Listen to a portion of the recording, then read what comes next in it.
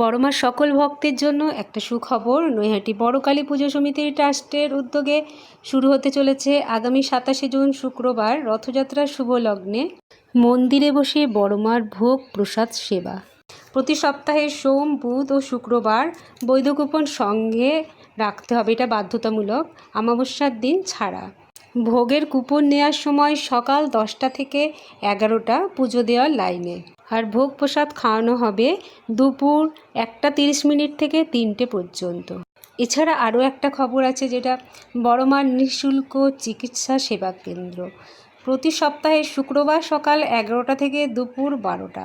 নাম লেখাতে যোগাযোগ করুন এই নাম্বারে।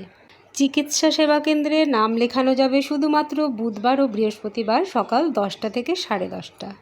ধর্ম হোক যার যার, বড়মা সবার। বড়মা সকলের মঙ্গল করুন। জয় বড়মা জয়। আগামীকাল